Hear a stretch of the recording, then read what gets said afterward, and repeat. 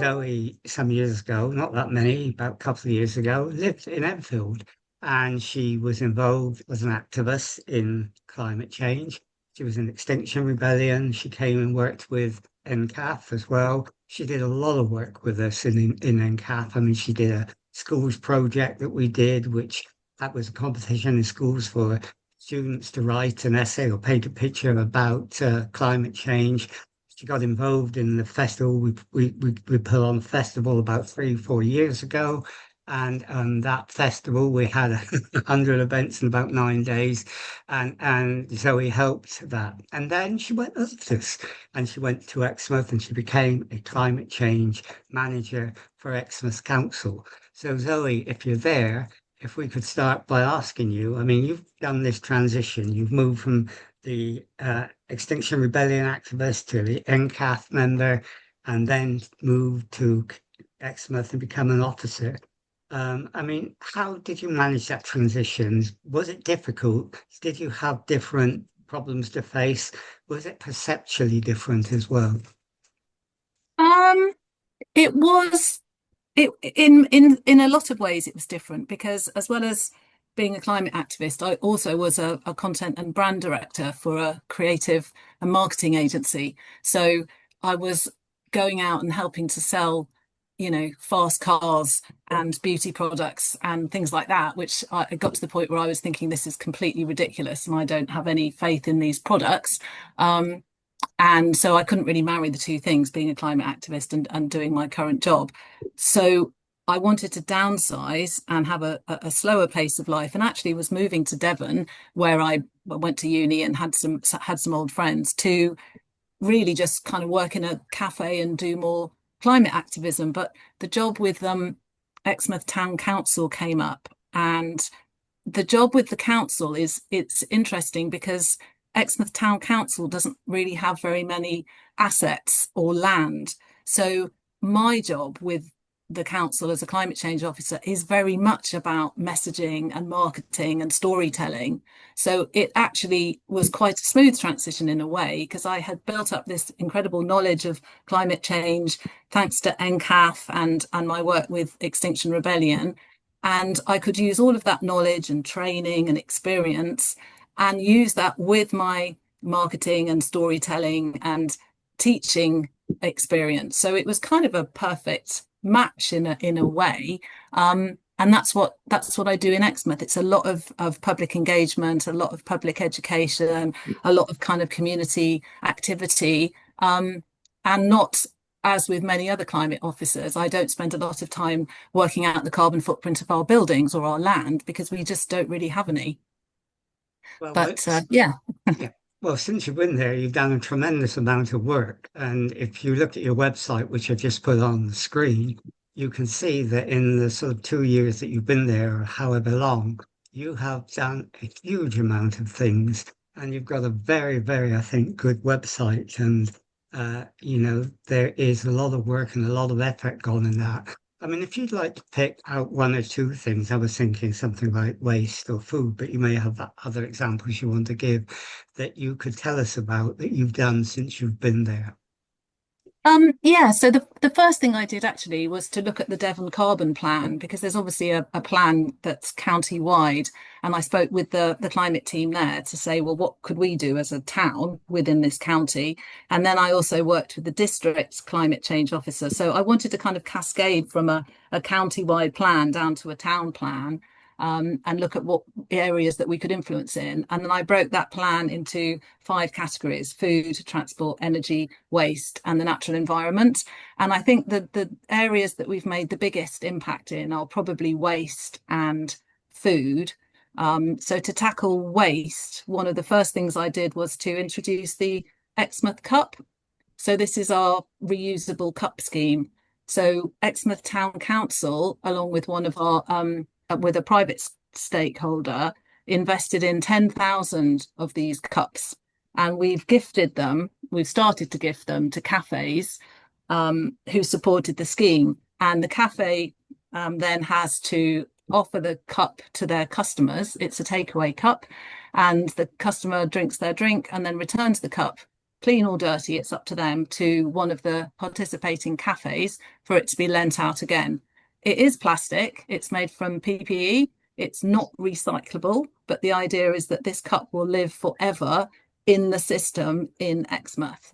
So we've done a lot of promotions, a lot of campaigns. We've got a giant cup that somebody walks around in. We've got bus shelter advertisements. We've got a post box topper that our yarn bombers made. We've really put a lot of effort into this cup. We've done a lot of public education. We've done a lot of cafe education. And the cup now is circulating. So we've whittled the scheme down to only 3 cafes. We were a bit ambitious with 25. We've whittled it down to 3, and the cups are going out and coming back. So the scheme is working. When these cups get to end of life, there is a fantastic facility in Exeter where we can take them, and they will melt them down and turn them into garden furniture or something like that. So it will ultimately be, oh, my cat's decided to join. It will ultimately be recyclable, but it can't go into our recycling waste stream. So that was a big project for us, and a very visible sign that we were doing something tangible that we can say to sort of people in Exmouth, this is what we're doing. You know, use one of these cups, save all those disposables going into the general waste and going up to the incinerator. And anyone who knows me will know how much I loathe incinerators. Okay. With someone's asked the questions very interesting, and then the 2 questions, maybe we can put them together. Someone said, why would a town council, as opposed to a district council or a county council, why would a town council appoint a climate change officer? And then someone's asked, you know, in your job, have you got the scope to create circularity in waste management, a circular economy? Yeah, I mean, that's a great question. So it's unusual for a town council to have a climate change officer. I have met, I think, 2 or 3 others in the couple of years that I've been doing this. Mainly they're at district level or obviously at county level. We work really closely, and I'm trying to get as many towns to appoint climate change officers as possible, or to make it part of someone else's job. Different towns have different responsibilities, different powers and duties. We as a town council, you have limited powers and duties, but you have a huge amount of community engagement and a huge amount of influence, especially leading by example with your community. So it makes perfect sense for me, for every town council and parish council, to make climate change an essential part of somebody's job, and then to embed climate change and sustainability into all of their terms of reference. All of the committees and working parties that get together should have that baked in. So I'm really happy to work with other towns to achieve that, but that's not really my job. That's the job of East Devon District Council's climate change officer. So she's now working on a plan to help the different towns and parishes get up to speed. But I think it's really important to start at this grassroots level, because we have a lot of influence in the community. We also lobby pretty hard up to districts and up to county level. And then to the second question about circularity, to an extent, I mean, I have been so frustrated and disappointed about the amount of agency we have in the waste stream. So the cups was such a learning curve, really. I've learned to my disgust that most of the bins are street bins that are picked up by the district council.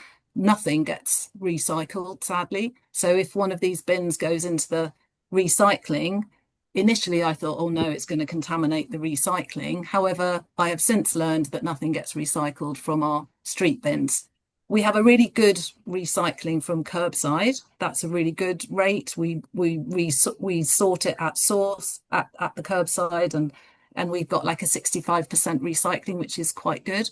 But we have very little agency about what happens to our waste, unfortunately, which I learned to my disappointment after about a year in the job, which is kind of why I then moved my focus to food and transport and other areas which I felt we had a bit more agency over.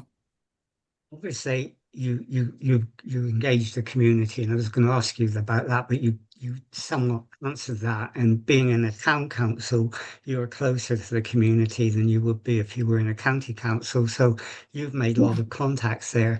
But what was interested me about your your Exmouth Cup, which is quite interesting to see, is that it raises interesting questions about how you communicate with your local population. I mean, some people say that we talk badly about climate change to people. We get too abstract, we get too highfalutin about it, and people don't relate to it very well. And so you've got to find a narrative that people can relate to.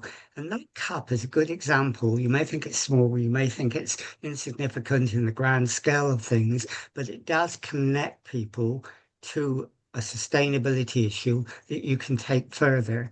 How important is it to do things like that, Zoe, that talks in a way that communities can understand and people can understand so they can take the debate further?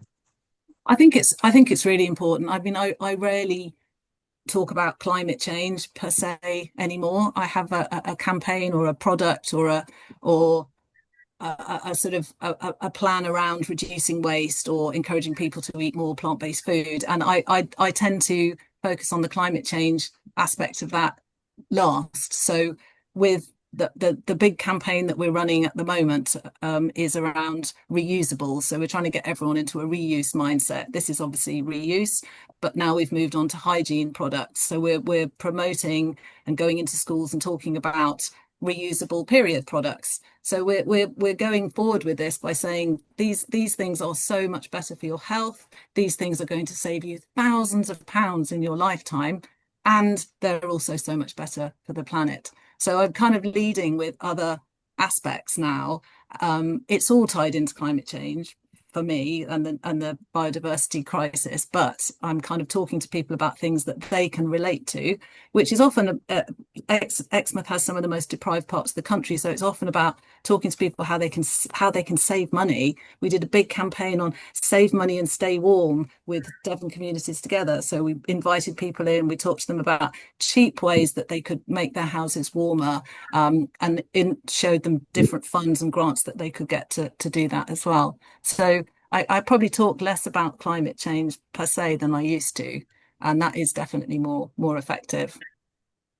I mean, that's really interesting. I think we've got a lot to learn about that because sometimes I think we talk in the wrong way. I'm going to let people in after my final question and get you to ask your questions as well. But the final question to you is, given the fact that you were in EnCaf and you were active here and you went to Exmouth, do you miss EnCaf? I do, and I've forgotten how interesting the forums are as well, actually. I do miss EnCaf. I miss my community in London in Southgate. I miss my a lot of my friends from Southgate as well. I've got a great network now in Exmouth, and I've met some really good people. But I've lived in London more than half my life, so yeah, I do miss London. I do miss these forums too because I learn so much. I tend to join things like this a bit less these days. So yeah, I do.